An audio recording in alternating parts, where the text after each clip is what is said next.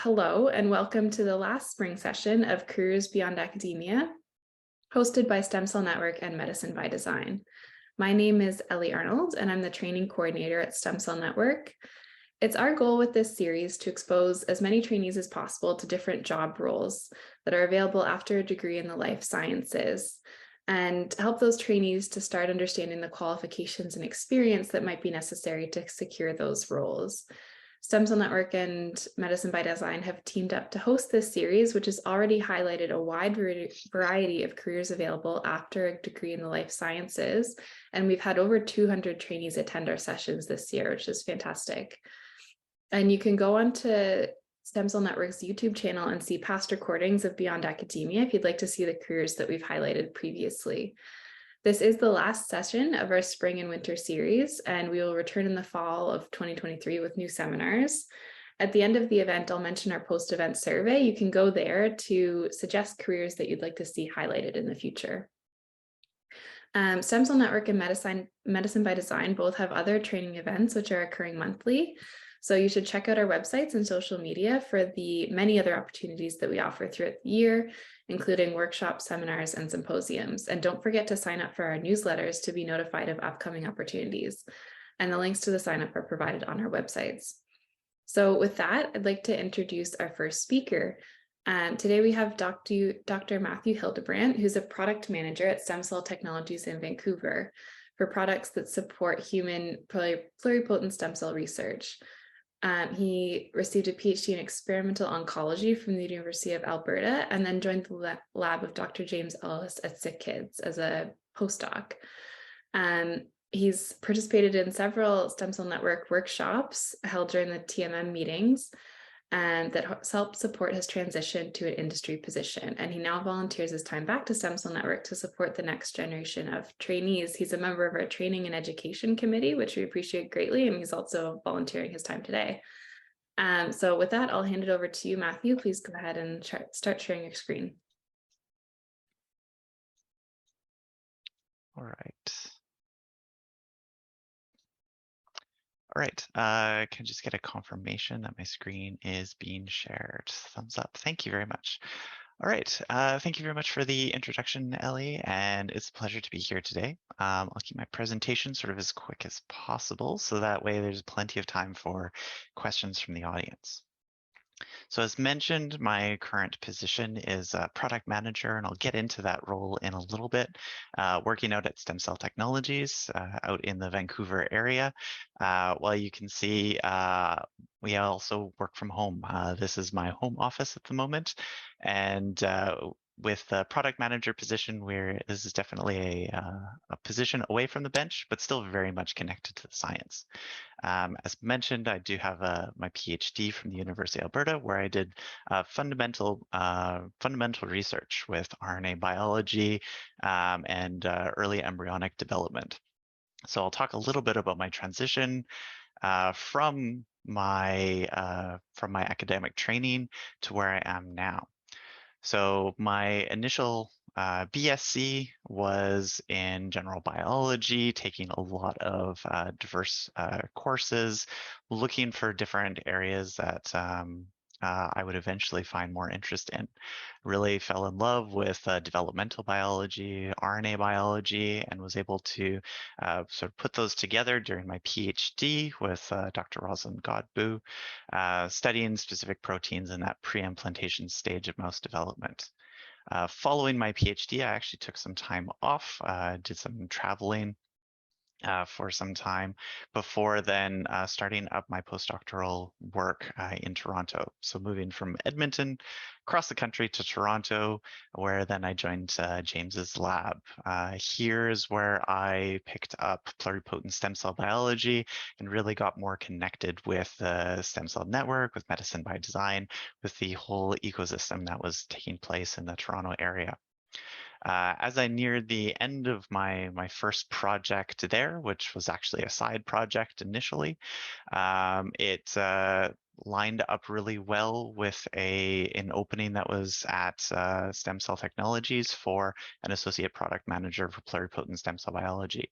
So many of the products that I used previously in my postdoc are products that I manage now as a product manager. And recently, I then have been internally promoted from associate product manager to product manager. And so I'll talk a little bit about some of the future directions that you can take as well with this particular role. And so product management at a quick glance, generally at STEMCELL at least, that's my experience that I can speak from. Many have PhDs, some have postdoc experience, some do still have masters, usually in a related scientific background.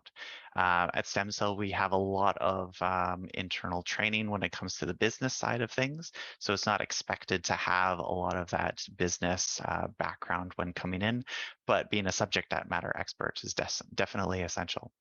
It's quite a bit of salary range as it depends on where you're coming in and with what level of experience. And this is for the product manager. There's senior product managers, there's director level positions and so on that also move further up the salary range. So in the trying to come up with what I do in a sentence, this is where I sort of fell at the time, which is that I'm providing subject matter expertise and representing a voice of the market, talking with researchers, talking with those in biotech and academia, understanding the pain points, and then using that information to guide inception, development, maintenance, and commercialization of products, particularly in the pluripotent stem cell biology portfolio. Some of the key skills really are highly related to communication, adaptability, collaboration, and time management. There's always many projects on the go. I'm working with many different departments. Product management is probably one of the most interactive departments, at least that I've seen at STEMCELL. We're interacting with people from procurement, obtaining raw materials, through QC, QA, our regulatory affairs, our R&D, sales team, products and scientific support, as a conduit sometimes of information and understanding where things are during that commercialization process from an R&D idea through to actually having a product available off the shelf for you to be able to do your research. And so other careers that I had considered during my postdoc was actually I was moving in the trajectory of project management. And also I obviously had a lot of experiences in academics, so I had thought scientist for a bit, had then shifted more towards project management. So this is more of managing specific tasks or projects or portfolio management, where you might be managing larger groups in order to make sure that things keep moving forward. Some typical activities, of some of which I mentioned already, is really about passing along information between different departments. And sometimes that's translating some of that information from a project feature of what does this product actually do to then why would people actually be interested in potentially obtaining said product. So working very closely with our R&D teams, with our marketing teams, as well as the sales team, in order to coordinate all of this messaging back and forth. Also preparing a lot of documents and presentations regarding product strategy, portfolio strategy, marketing, and working with the sales team on sales strategies. So there's a lot of meetings, a lot of emails, a lot of slide decks and sheets, as I'm sure many on the biotech side are used to. We're also working very much on reviewing a lot of internal documents related to the commercialization plan. So reviewing anything that would be viewed by any researcher, any of the manuals, any of those product information sheets that you get with your products. Those are all things that I have a very important review process part of. And then also when it comes to any marketing material, reviewing other content that's generated from our marketing team. And then also looking at any information that's happening in the field, reading newsletters such as from Stem Cell Network, Medicine by Design, CCRM, as well as any global trends that are happening. So keeping a pulse on what's happening on the science. So as I mentioned, I really enjoy my role as it has that strong interaction and collaborative nature across different departments. I really enjoy that communication side of things and being exposed to a wide range of departments across the company and where those different connections can be made. And I still have that connection. I go to data meeting, I get to see the science that's being done during product development. And so that's a really fun part of my day as well, or part of my week. Some challenges is, as I mentioned, adaptability is essential. Situations change, can change quite rapidly, and it's being able to manage all of that, all of those changes. And so some future career trajectories is that continuing on as an individual contributor, working specifically with a line of products, moving into a management stream, potentially running a team of other product managers.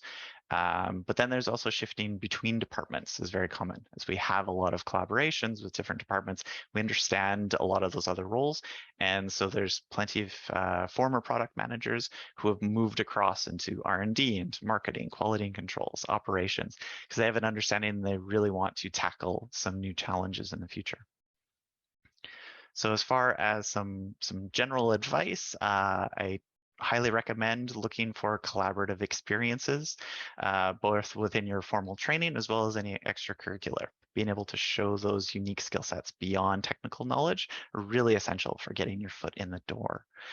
If you have some experience with project management or any MBA training, marketing, those are all really helpful, both from training or workshops that you can do online, and continue to build up your network and have those informational interviews to really understand the company and to make sure it's a good fit for what you're looking for.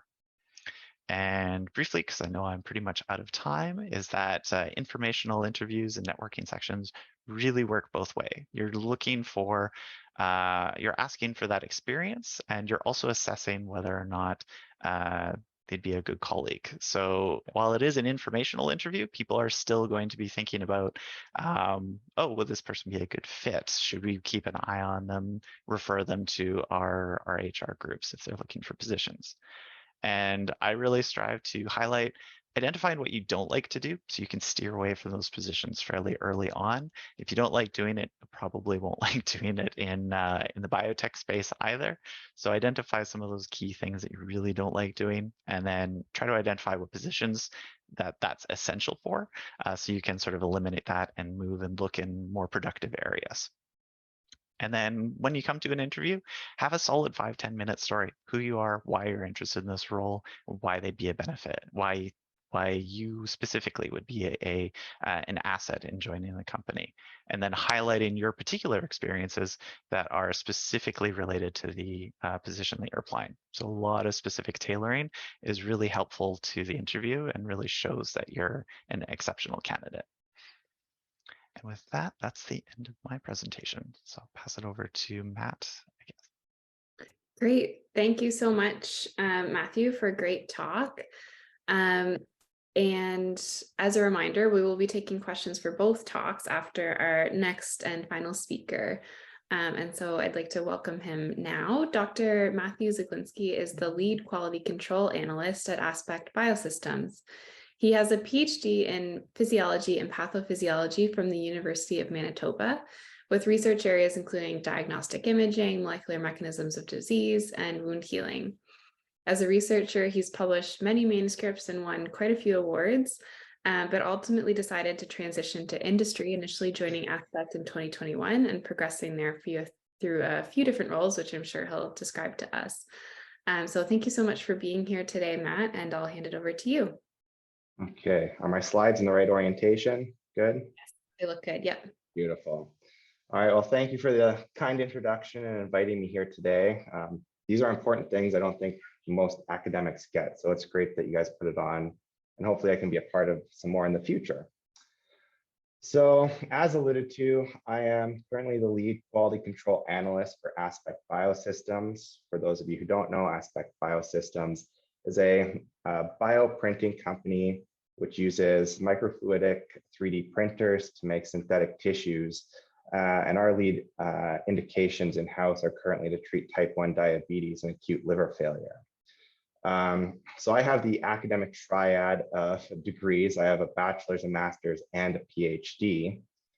And I just have a bachelor's of science from the University of Fraser Valley. Once upon a time, I wanted to be a forensic scientist. So I actually have a criminal justice certificate as well. But that did not come to be. And when I was finished that, I really didn't know what I wanted to do, but I knew I wanted to do higher education, at least a master's.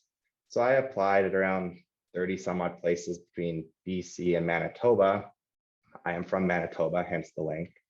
And the University of Manitoba called me back, and I ended up doing my master's of physiology with a cardiac clinician using echocardiography to detect early changes in the heart function in breast cancer patients being treated with doxorubicin and Herceptin chemotherapy, where the dose of those drugs is directly related to the onset of heart failure. So you end up curing the cancer, but dying of heart failure because of the treatment you received for the breast cancer.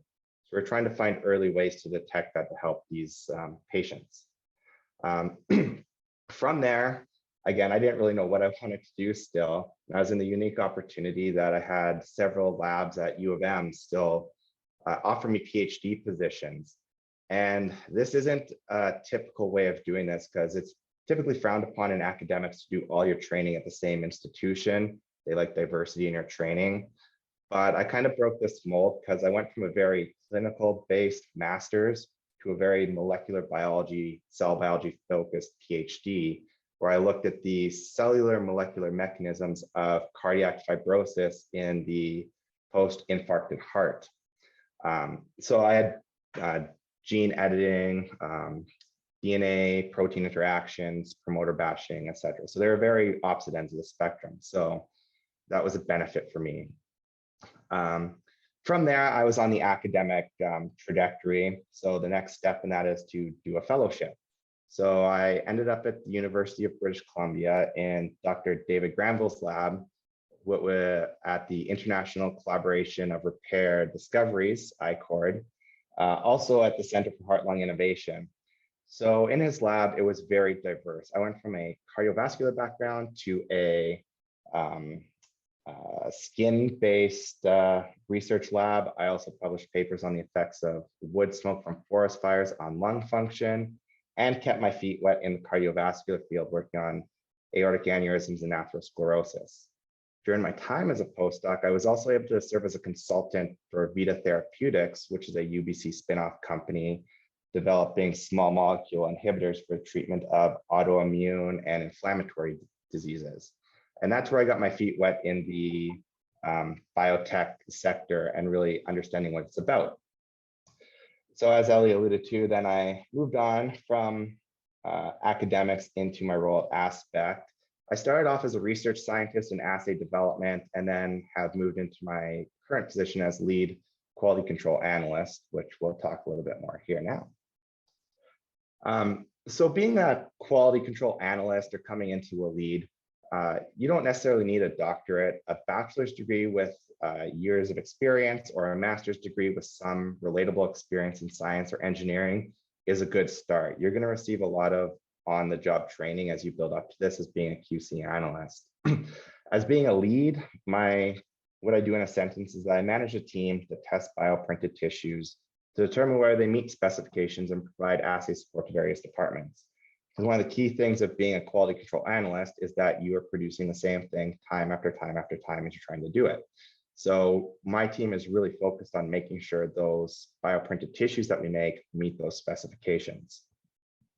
In terms of skills, this is very similar to some of what Matthew Hildebrandt was talking about in terms of organization and time management are absolutely critical in an ever-changing environment in the biotech industry. It's good to have technical and theoretical skills in the lab and some sort of idea of quality documentation and management and GMP knowledge, which is good manufacturing processes, because these are going to be key as you move from an R&D based company into a actual full-fledged selling biotherapeutic companies. As I mentioned, I also considered academia as one of my other career paths and ultimately ended up at Aspect. So my typical activities are I prioritize and schedule assays and tasks to be done for my team. I review and sign off on documentation and share key data to key stakeholders. I participate in cross-disciplinary meetings, develop SOPs and experimental reports. I do still spend time in the lab at the bench. My team is a small team, so I don't have the luxury of staying out of the lab, but it's good to keep my hands wet and keep my finger on the pulse of what's happening. I also spend a lot of time with my team in making sure that they get the training they need to succeed. Where do they want to go? Do they want to stay in quality? Do they want to go into some other area, maybe project management, and really help them figure out the best career path and get them the resources they need to get there. And I also do a bunch of statistical analysis and data trending in my day-to-day activities. So as I mentioned before, my role is important because we need to set a strong foundation and benchmark for identifying bioprinted tissues that meet experimentally determined criteria. This is key to success of a developing program and to make sure that your therapeutics are consistent time after time, operator from operator, machine to machine, what have you. I really enjoy my role because I'm in a unique position at Aspect is that we have bioengineers, we have regular engineers, we have machine learning experts, we're working with AI development models, as well as basic scientists in the lab doing bench work. And I get to be in meetings with all of these individuals, seeing the technology from the ground up from all angles. The biggest challenge, and Matthew Hildebrandt alluded to this, is that there's a constant change happening in the environment. My biggest issue or challenge, I should say, is our source material. We're constantly developing and revamping our biotherapeutics, which can be challenging when you're trying to correlate successes and failures across different iterations of our product. So we need to make sure that they still meet specifications. So that's a constant challenge. And specific for me at Aspect for career trajectories is to expand the QC analytics function at Aspect, expand my team, have more detailed reports, and also support the professional development of the team and move into a more managerial stream where I'm not in the lab on a day-to-day basis. Career planning advice, this is going to be pretty consistent for a lot of people that are coming in from academia into industry. Communication, verbal and written, is absolutely key. So is openness to change. Things are constantly changing day to day. My schedule yesterday could be set for today. This morning, it could already be different from what I had thought it was going to be. You need to rely on a team, which is another tough thing for academics to get around, whereas you're used to owning an entire project start to finish. Here you have your niche. You need to rely on others to provide their end of the work, and you do good work in your area to really come together as a team to get your work done. Critical thinking and detail oriented, of course. Basic statistical knowledge, not critical, but it's something you should be at least aware of, that it's something you're going to need as a quality control analyst, because that's how we determine things meet specifications. In terms of how do you get to these sort of places and what sort of things you should be doing, be involved in certification and membership programs. I've listed a couple here. BC IT, the British Columbia Institute of Technology, has a quality and process management certificate where you can go and get some insight and training into this in a structured manner. You can also get society memberships like the American Society of Quality to really get an idea of what the field is like. And you'll hear it again and again, networking, get yourself out there, talk to people formally, informally. Again, I've listed some events here with more of a BC focus from STEMCELL Network. Science in the City is put on by STEMCELL and it's across Canada. I think Vancouver, Toronto, I think Boston has a Science in the City chapter. Life Sciences BC, drinks, and obviously conferences as your traditional networking opportunities. So my biggest additional stories and advice for everyone is you got to be flexible if you want to come into an industry environment.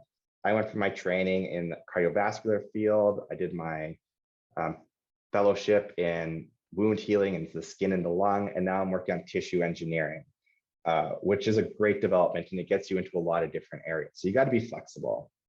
One, don't be afraid to use your network and ask for help. I got my foot in the door at Aspect because I knew somebody else that was here, asked him about a job posting, was able to have discussions about how that would best support me.